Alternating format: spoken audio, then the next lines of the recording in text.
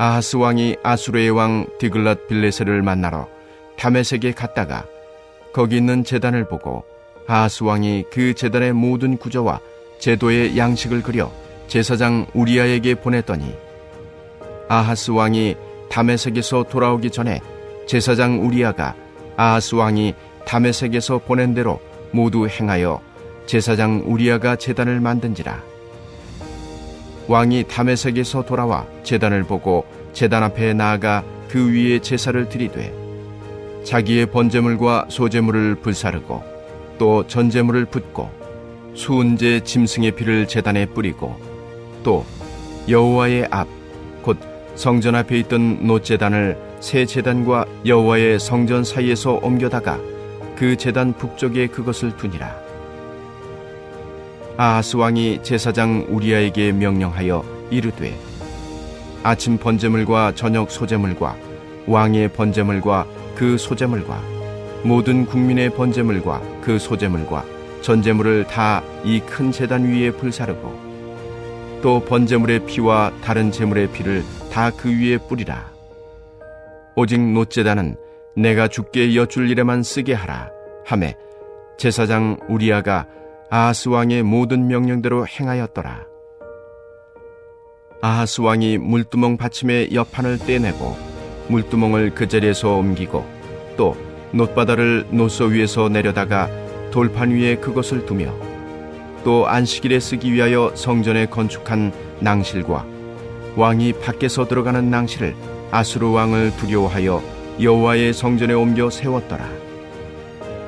아하스가 행한 그 남은 사적은 유다 왕 역대지략에 기록되지 아니하였느냐. 아하스가 그의 조상들과 함께 자매 다윗성에 그 열조와 함께 장사되고 그의 아들 히스기야가 대신하여 왕이 되니라. 하나님께서 사랑하시는 우리 안디옥 교회 성도님들, 잘 주무셨습니까? 오늘도 작고 작은 연약하고 보잘것없는 우리를 사용하셔서 하나님 나라를 이루어 가시는 우리 하나님께 감사와 영광을 올려드립니다. 왕들의 행적을 기록한 열왕기 말씀을 그동안 쭉 이렇게 묵상하면서 저는 그런 생각을 한번 해보았습니다. 그 시대에 소위 왕이라고 하는 사람들이 어쩌면 저렇게 어리석을까? 어쩌면 저렇게 하나님께서 싫어하시고 하나님께 매맞을 짓만 그렇게 골라서 할까? 참으로 어리석고 안타깝다. 그렇게 생각했습니다.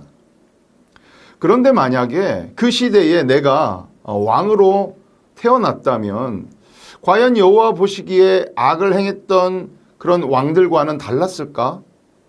우상을 버리고 하나님만 섬기며 다윗과 같은 그런 순종의 왕이 될 수 있었을까?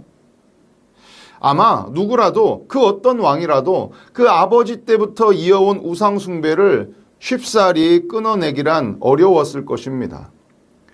부모의 영향력과 가정 환경은 매우 중요합니다. 부모가 하나님을 어떻게 믿고 섬기는지 교회에서 그리고 가정에서 크리스찬으로서 어떻게 생활하는지 자녀들은 다 보고 자라게 됩니다.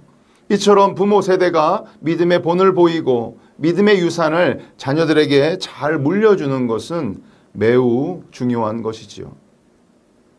오늘 본문에 등장하는 아하스 왕과 또 제사장 우리아의 모습을 교훈 삼아서 우리가 어떤 믿음을 가지고 살아가야 하는지, 또 우리의 신분과 우리의 정체성과 우리에게 주어진 사명이 무엇인지를 분명히 깨닫는 그러한 시간 되시기를 간절히 소망합니다.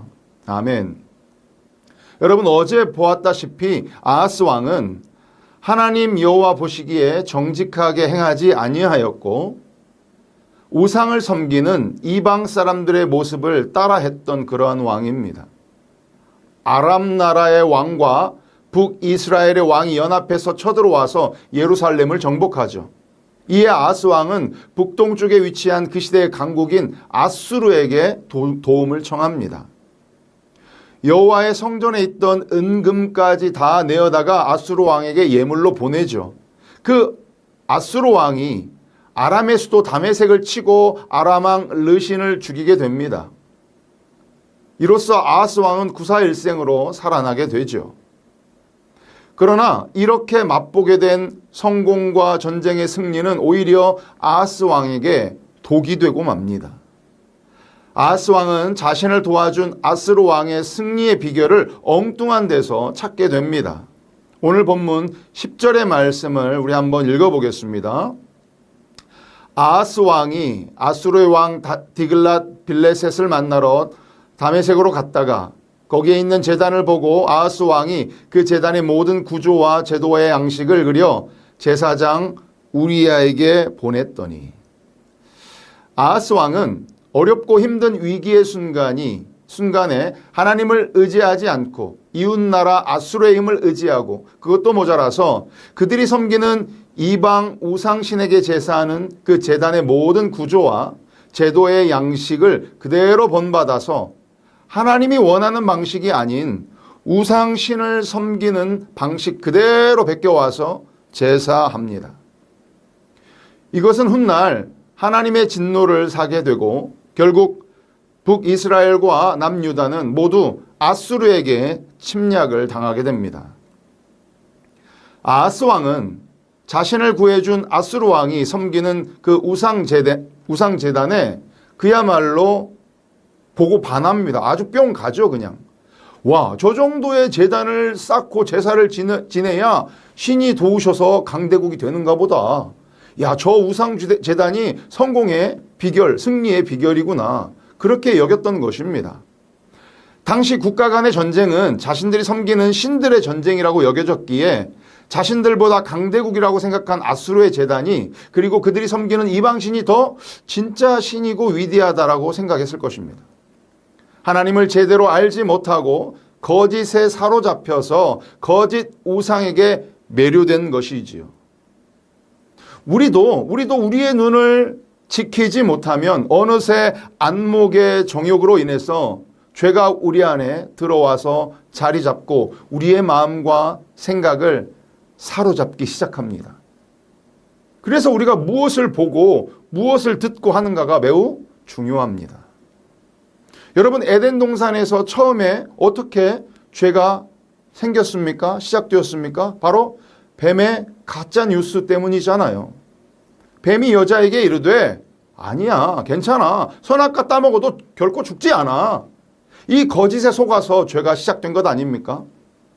그리고 나서 하와가 선악과를 보니, 야, 먹음직하고 보암직하고 탐스럽기도 하다. 결국 선악과를 따먹고 하나님이 만드신 가족 공동체의 또 다른 한 사람, 그 남편 아담에게도 준 것 아닙니까? 한 사람의 죄악으로, 한 사람의 잘못된 판단과 그 죄악으로 공동체가 무너질 수 있는 것입니다. 아하스 왕의 잘못된 판단과 죄악으로 나라가 망하듯이 우리가 속한 가정과 교회와 일터가 우리의 올바른 믿음과 중보로 바로 설 수 있는 것입니다. 그렇기 때문에 우리는 믿음을 똑바로 지키며 살아가야 합니다. 세상에 많은 사람들은 성공을 자랑합니다. 또 많은 사람들이 그 세상의 성공을 부러워합니다. 사실 성공을 이루기 위한 피와 땀, 그 노력은 박수받아 마땅한 것입니다. 그러나 거짓된 방법으로 성공을 이뤄낸 그러한 자들까지도 많은 사람들이 무분별하게 그 성공을 부러워하고 보고 배우고 따라한다는 것이 문제입니다. 열왕기에 기록된 왕들의 삶, 가장 큰 권력을 가지고 그 권력을 누리며 살았던 그 왕들의 삶이 여러분 혹시 부러우신가요? 그러나 당시의 왕들은 매우 불안했을 것입니다. 이웃의 강대국들이 언제 쳐들어올지 모르고 그들의 눈치를 보고 조공을 바쳐야 했고, 내부적으로는 누군가가 반란을 일으켜서 자신의 목숨과 왕권을 언제 위협할지 모르는 그러한 상황이었기에 항상 초조하고 불안한 마음 상태였을 것입니다. 실제로 열왕기서에 기록된 그 왕의 행적들을 보니까 암살과 전쟁 속에서 두렵고 불안하여 우상을 섬기다가 결국 멸망의 길로 생을 마감하는 왕들이 너무 많잖아요. 여러분, 오늘날의 대통령의 삶은 어떻습니까?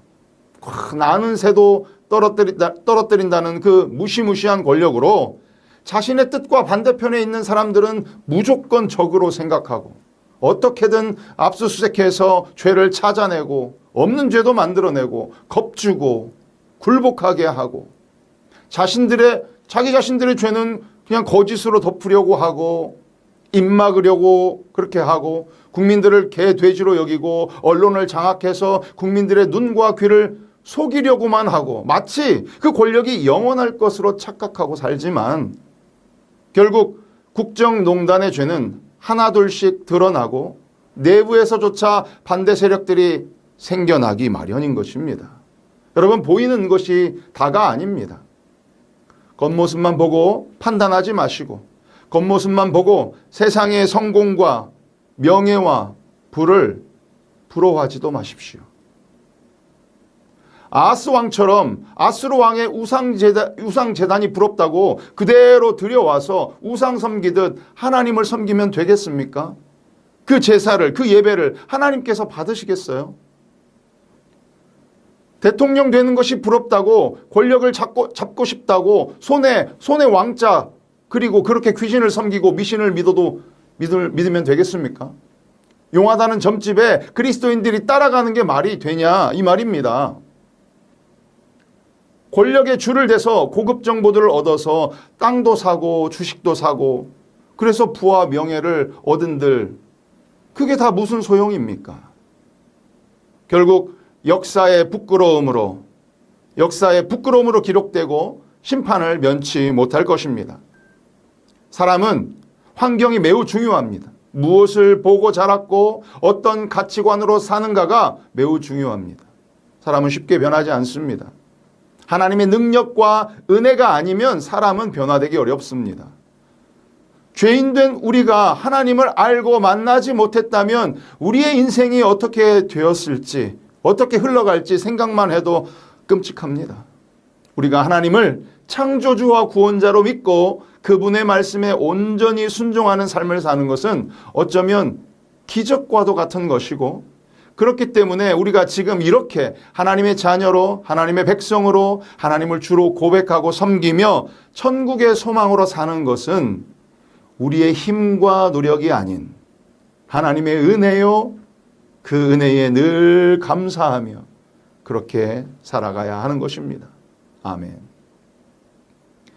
아하스 왕의 잘못된 생각과 판단으로 아수르의 우상제단이 통째로 여호와의 성전에 들어오게 되었는데 이것을 조력한 자가 아이러니하게도 하나님께 올바른 제사를 드려야 할 제사장 우리야였습니다. 우리야. 이름이 우리야라고 하니까 니네가 아니고 우리야 이렇게 들리기도 하네요. 네. 괜히 좀 우리야라고 하니까 우리가 좀 찔립니다. 문제는 우리야. 네. 제사장은 하나님께서 기름 부어 세운 자입니다. 왕의 말이지만 사람의 말이 아닌 하나님의 말씀을 두려워하고 하나님의 말씀에만 온전히 순종했어야 합니다. 왕이 아무리 이방 제국의 제단을 그려 보냈어도 제사장 우리야는 거절했어야 합니다. 제사와 관련해서는 전적으로 제사장이 주도권을 가지고 올바른 믿음으로 어떠한 외압에도 흔들리지 말았어야 합니다. 또 이 제사의 영역은 왕이 침범하거나 잘못된 방식으로 간섭해서는 안 되는 일이었습니다. 제사장만이 드릴 수 있는 제사를 왕이 간섭하고 관여해서 하나님으로부터 버림받은 왕이 있습니다. 여러분 누구입니까? 그렇습니다. 바로 사울 왕입니다. 사무엘상 13장 12절에서 13절의 말씀을 제가 한번 읽어보겠습니다. 이에 내가 이르기를 블레셋 사람들이 나를 치러 길갈로 내려오겠거늘 내가 여호와께 은혜를 간구하지 못하였다 하고 부득이하여 번제를 드렸나이다 아니라 사무엘이 사울에게 이르되 왕이 망령되이 행하였도다. 왕이 왕의 하나님 여호와께서 왕에게 내리신 명령을 지키지 아니하였도다. 그리하였더라면 여호와께서 이스라엘 위에 왕의 나라를 영원히 세우셨을 것이거늘. 아멘. 우리야는 자신의 직분을 망각한 채 왕의 말에 힘과 권세에 눌려서 하나님께 드리는 그 제사의 모든 기물들도 멋대로 바꾸고 옮기고 치워버립니다. 오늘 본문의 말씀 16장 16절의 말씀 함께 읽어보겠습니다. 제사장 우리야가 아하스 왕의 모든 명령대로 행하였더라. 제사장은 누구의 명령대로 행해야 할까요? 그렇습니다. 하나님의 명령대로 행해야 하는데 지금 제사장 우리야는 자신의 직장과 목숨이 왕에게 달렸다는 그 현실에만 사로잡혀서 자신의 신분과 정체성을 망각하고 사명과 존재의 이유를 잃어버린 채 의미 없는 삶이 되어버린 것입니다. 성경은 사람을 두려워하지 말고 하나님을 두려워하라 이렇게 말씀하십니다. 사람의 비유를 맞추지 말고 사람의 눈치를 보지 말고 하나님 말씀에만 순종하라고 말씀하십니다. 마태복음 10장 28절의 말씀입니다. 몸은 죽여도 영혼은 능히 죽이지 못하는 그러한 자들을 두려워하지 말고 오직 몸과 영혼을 능히 지옥에 멸할 수 있는 이를 두려워하라. 요즘 TV에서 보면 청문회 하는 거 여러분 많이 보셨죠? 그저 권력의 눈치를 보면서 하나같이 거짓말을 하고 있습니다. 그 증인들 중에서 예수 믿는 사람이 없을까요? 그 정치인들 중에는 예수 믿는 사람이 없을까요? 그 대통령실에 근무하는 그러한 자들 중에는 크리스찬들이 없을까요? 왜 당당히 진실을 말하지 못하는 것일까요? 그것은 바로 하나님을 두려워하지 않기 때문에, 하나님을 경외하지 않기 때문입니다. 하나님과 교제하지 않고 있기 때문입니다. 죄는 다른 것이 아니고요. 하나님 중심에서 자기 중심으로 바뀌는 것을 말합니다. 그것이 죄입니다. 하나님 뜻대로 하지 않고 자기 욕심대로 하는 것이 바로 죄입니다. 하나님을 삶의 주인으로 모시고 섬기며 순종하기를 거부하고 자기 자신이 주인이 되어서 자신의 만족을 위해서 사람에게 충성하고 모든 수단을 동원하여 자기만을 위해 사는 모습이 죄의 본 모습입니다. 사랑하는 성도 여러분, 아하스 왕은 아스루 왕을 인생의 롤모델로 삼았습니다. 우리야 제사장은 하나님이 아닌 아하스 왕을 섬기는 그러한 자였습니다. 우리가 닮고 우리가 섬겨야 하는 분은 오직 거룩하신 하나님 한 분이심을 여러분 잊지 말아야 합니다. 베드로 사도는 우리에게 우리의 정체성이 무엇이며 우리가 어떻게 살아야 하는지를 분명히 말해주고 있습니다. 베드로전서 2장 9절의 말씀을 함께 읽고 마치도록 하겠습니다. 그러나 너희는 택하신 족속이요 왕같은 제사장들이요 거룩한 나라요 그의 소유가 된 백성이니 이는 너희를 어두운 데서 불러내어 그의 기이한 빛에 들어가게 하신 이의 아름다운 덕을 선포하게 하려 하심이라. 아멘. 오늘도 우리의 모든 삶의 자리에서 이 거룩한 하나님을 닮은 거룩한 제사장들로서 우리에게 주신 사명, 그 하나님을 섬기며 그분의 말씀에 순종하고 빛 되신 예수 그리스도의 아름다운 덕, 즉 복음을 선포하며 성령을 의지하여 승리하며 범사에 감사하며 그렇게 사는 하루 되시기를 주님의 이름으로 축복합니다. 우리 함께 기도하겠습니다.